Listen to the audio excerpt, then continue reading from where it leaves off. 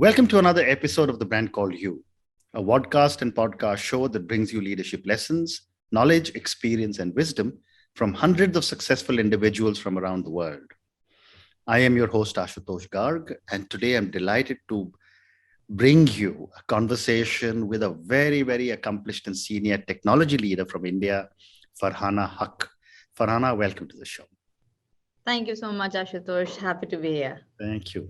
Farhana works for Microsoft. She is a group director for device sales in India. She's earlier worked with Vodafone, Infosys, and IBM, and she's on the advisory board of FICCI Empowering Women. FICCI is the Federation of Indian Chambers and Commerce of an Industry, for those who don't know what FICCI is. So Farhana, before I start talking to you about Microsoft, what was your motivation to select technology as a career? I think I've always been a bit more inclined towards technology. It's always been there.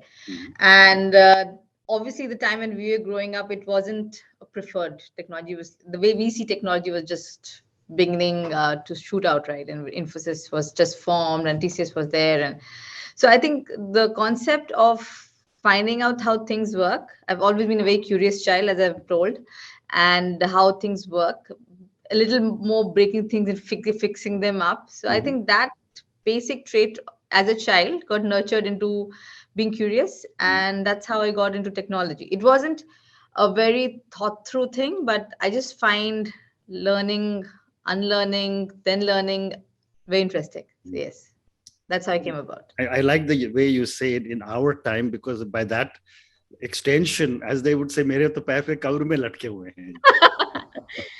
So, when you have little kids at home who make you feel very just. I know, I understand. Yeah, of course. No, absolutely not. So tell me about the work you do as a group director for device sales in India at Microsoft. So it's very interesting. It's a very interesting time in the world where we talk a lot about cloud, right? And and at Microsoft, we say something, and it's there in our mission statement, enabling every person and organization in the world to do more. So we're talking about doing more at the edge and at the cloud. Okay. So a lot of people talk about the cloud. So Microsoft Devices team works more on developing the edge, right? So where we talk about how do we work with our partner ecosystem to ensure you have those solutions which can enable you to do more, which can empower you to do more. So we work with a lot of OEM partners in solutions which will help develop the edge solutions. So for our viewers and listeners, Farhana, help us understand what is the meaning of the edge. Oh, perfect. Sometimes you forget that some terms are not commonly used. Yes. So think about, I'll go back to my Vodafone days of IoT and that. Think about a smart car. Okay. And now you've seen all these ads of apps where you can find your car, assuming, right? So now how do you find the car? Because there is something in the car which helps you share the location to your phone. So what is something is called edge. So it is the final point, or the point from where you consume your information or disseminate information. That's your edge. So it's the edge of the world, edge. So if maybe in simpler terms, this would be where at the point where Microsoft becomes a B2C. B2C or B2B. If I take a B2B example, if I take a B2C, it's your PC. Your laptop is an edge, right? In your laptop, you're doing a lot of work. You have a software, but you need security at that aspect because that's your world, right? In the current scheme of things, that's your world. So that's for B2C, even B2B, your laptop is one example of an edge. For B2B, it will be all your sensors, meter readings, your Starbucks coffee machines. So it can be different connotations. So the edge can have different looks and shapes and forms, and can be different elements. It can be like I said, like a laptop, to a meter reading, to a meter, to a car, to a coffee machine, to a smartwatch. Can be anything. Okay. So what you're then explaining to me, and I'm sorry I'm being a little dense on this, but when I saw the designation device sales, I thought you were talking about some of your hardware devices. But what you're saying is the software that is running multiple devices.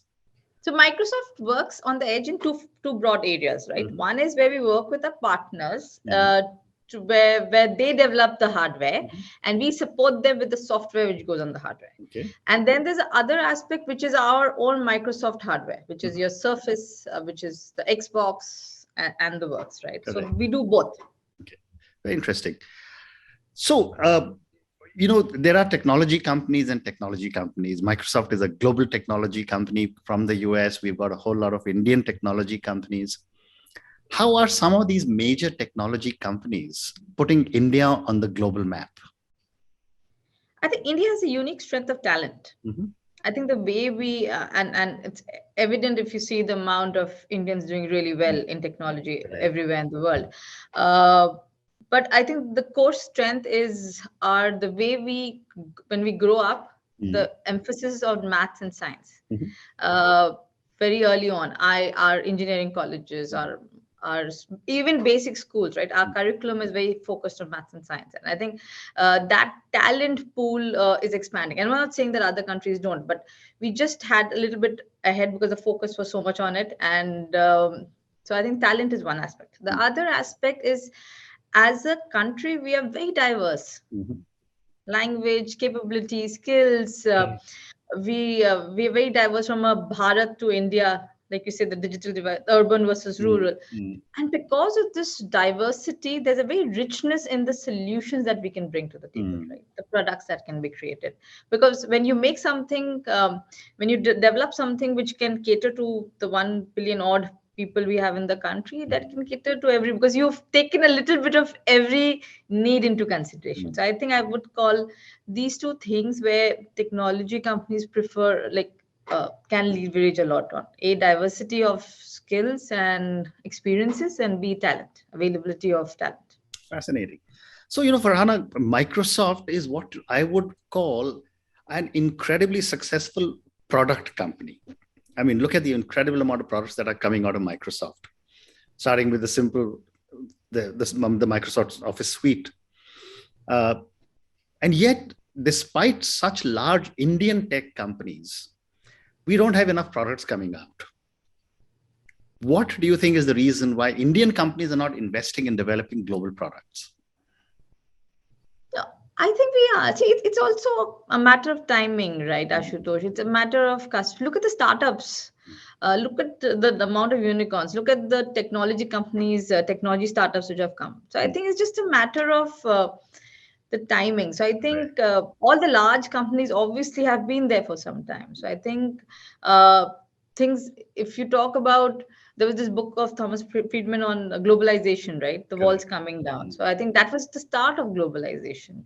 So that was just 2 decades back, not even very long back, right? True. So I think from there, then you talk about all the startups which have come up and in the country, the way it's developed, the way India has been on the map. India's already on the map. But first, it was only about exporting talent. Now, even you've seen the companies or importing talent. You have so many people leaving global companies and coming and joining the Indian startups. So I think it is there. It's just a matter of time since we have products. But even with us, we've created so many products which have been created with Microsoft, with India in the mind, and then kind of gone global. So yeah.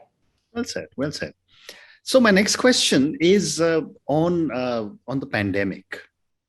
Coming close to 2 years now, working from home, starting a little bit in office, back again working from home. How has the pandemic thrown up so many more opportunities for the digital economy?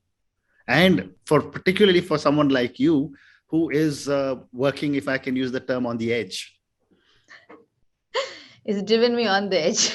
Absolutely, the work.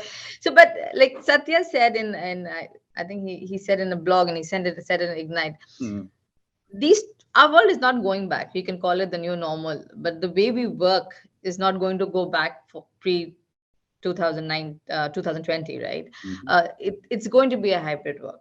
Okay. It's going to be a hybrid learn. It's going to be a hybrid world, right? And one thing we realized during the pandemic was it works, right?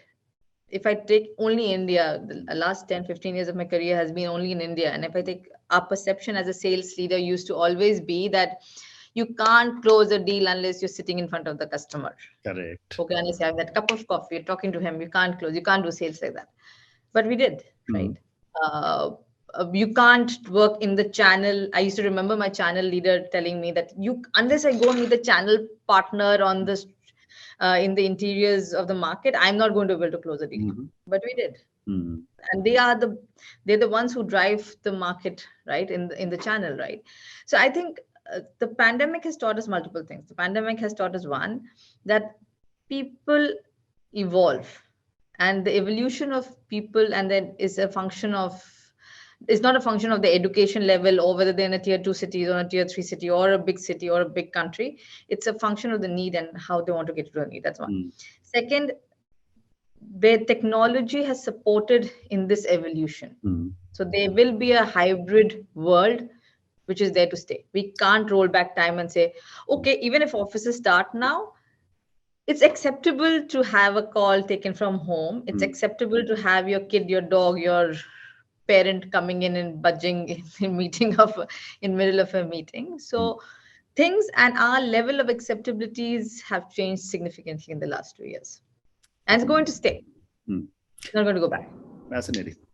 And as a tech leader who's been working so much in the digital space, if you were to look at, say, a crystal ball in front of you, what would you say are some of your top predictions for the digital economy? See, digital economy, I have always believed, and even before, because the last decade of my years, I've worked so much on digital transformation across IBM, Vodafone, and Microsoft, is digital is the thing that can bridge the divides between rural and urban, that can bridge the divide between have been and has and privileged, right? Underprivileged and privileged, that can bridge the divide between capability and ability. So I think digital has always been the center and the foundation which can take this wheel forward. What has happened in the last 2 years is that journey has exponentially increased. So I wouldn't say whatever we're doing or whatever we will do, and I don't need a crystal ball for that, Ashutosh, but whatever we'll do in the future is something very radically different from what we were doing. Okay. All these conversations were happening. The timing has just got rushed. So we see now, and the very in heartening conversations on telemedicines, right? On companies focusing on remote medicines. Telemedicine has been there for ages, right? But the pandemic and these 2 years of lockdown and the way it shook most of us, actually everyone, it impacted everyone's life. It was not limited to the, oh, you're not vaccinated or vaccinated. Everyone's life got impacted by the pandemic. Correct. Is that people have now taken a conscious call to do more in that space, to provide a platform to be able to get doctors to access to people who don't have basic primary healthcare or basic healthcare. So I think what I foresee is a lot more technology to help a lot more in causes which impact human life, be it education, be it healthcare, be it financial security, in these aspects. Technology to help more in enabling larger companies like manufacturing and automation and industrial, in automating a lot of stuff and not making it, using the people resources to do a bit more higher end work, and the menial ones to be more automated and leveraging technology there. So I think everything that we predicted would happen, but the timelines have got exacerbated more. So one more question about for linked to technology, and then I move to another segment. Farhana, everyone's talking of artificial intelligence, machine learning, blockchains, robotics, drones. I want to ask you, as a tech leader, what in your opinion, will all these technology improvements impact the common individual? Oh, it's my favorite subject. Okay. IoT and AI and machine learning is my favorite subject. I'm extremely passionate about it. I always, and there's been something when people ask, oh, how is it going to impact human life? Is it going to take away work? No, it isn't. It's like people evolve, right? We evolved. Darwin's theory of evolution, we evolved. So technology also evolves. Think about consumer. Okay, let's take a COVID example. Everything is touchless. All that is AI, right? And all that is IoT enabled. Something as basic as that. So it is going to make your life more secure. It is going to make your life more easy. It is going to make your life more safe in a way. So I think different aspects of it from a consumer perspective. From an industrial perspective, obviously the profitability improves, your cost to serve improves, your ability to do more improves. So there are various examples. So I've always believed that AI, machine learning, IoT, all of it obviously is interlinked to each other, right? Robotics, all of it is linked. They're not siloed technologies. They are maybe little mutually exclusive in every play, but collectively exhaustive, right? So I think all of it comes together will make our life easier. And the facet of, or the way of making the life easier could be very different. A very favorite use case of mine is obviously medicine is top of mind for everyone. Is imagine if you have basic BP checking machines or diabetes checking or oximeters, which could now you have to do it physically. But if you are living alone, your parents are living alone, and if you have the IoT enabled oximeter or sugar machine or a BP machine, which could transmit to their primary caregiver or primary doctor that oxygen level is low, how much it would have helped in COVID cases, right? So I think that's the beauty of these new technologies. No, I wouldn't call it new technologies. These technologies, they will make the life much more simpler and easier. Obviously there are challenges, there are roadblocks, there will be concerns which need to be addressed, but that's a separate question. Fascinating. So one more question, as you were talking, it came to my mind. There's also a lot of debate on issues of privacy. Every time I say something on my phone, something pops up here, something pops up there, on different formats, different platforms. I'd love to get your perspective on how does this privacy matter work? See, we in Microsoft strongly believe that as our worlds between personal and professional have got merged and fungible, there's no better word for it, fungible. Correct. It's important that whoever we work with as a partners or the software layer have to be extremely secure. You use the same laptop for work, you use the same laptop for watching Netflix or Amazon or YouTube, right? You have the same phone where you see your emails, and your phone has your primary pictures of your kids and everything. So the worlds have merged. So your technology has to now be smart enough to identify threats and security and take action. Not wait for you to react to take action, just take action proactively. That's one. Second thing, privacy is something where, like, we have something called we have in our teams and the solutions, we in Microsoft Office M365, we have solutions where you have ability to monitor what your child is seeing or secure. So I think when it comes to that, as grown-ups, we have an option in all our technology, even including a phone, to switch off, to say not to share your location, not to share data. So I think a little bit of awareness from consumers to understand that saying accept all button, it's easier to do it, but don't accept all. Read through it, read the script, because the worlds are getting merged.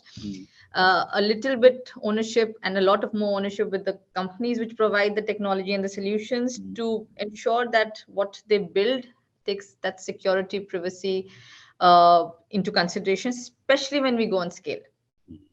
So because in India, we do everything, you do it on scale, right? So yeah. Fascinating. So Farhana, let me move now to a couple of other questions that I have time for.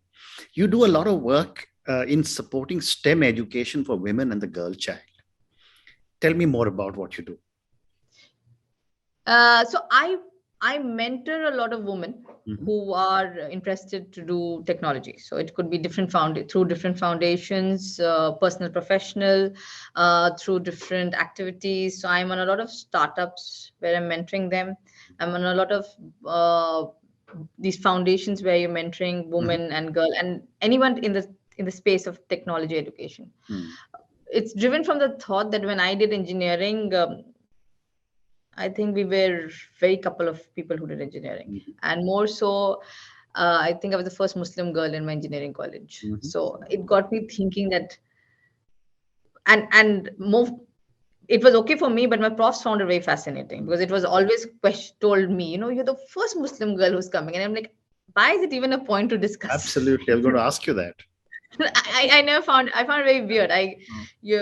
We grew up in different parts of the world, so for us, we are amalgamation of culture, religions, everything kind of stuff. So I think for me that was a very weird kind of question, that why is it being pointed out, but it must be something which is not normal for them. So yeah. So that's one. Second thing, I did engineering in civil. I wanted to make construction companies, but I remember doing and I won't name the company, but I was doing my internship with them and I wanted to go on the field, and they looked at me and they said, we can't take you to the field. You help us make presentations. And I'm like, I didn't do civil engineering to do presentations, but like I said, maybe they wanted you to look at PowerPoint as the platform to maybe. use. Absolutely. I think it was premonition that I should come and join Microsoft. But that got me thinking a lot on STEM education. That got me thinking a lot about there should be more and more women doing engineering, science, and maths. I love maths. I wanted, at one period of time when I was conflicted between careers, I wanted between doing a master's, and I all wanted to be an IAS with maths as a subject. So I love maths as much. So that got me thinking. And then I've been mentoring a lot of women. I'm so impressed with the maturity of the girls nowadays, of the current generation.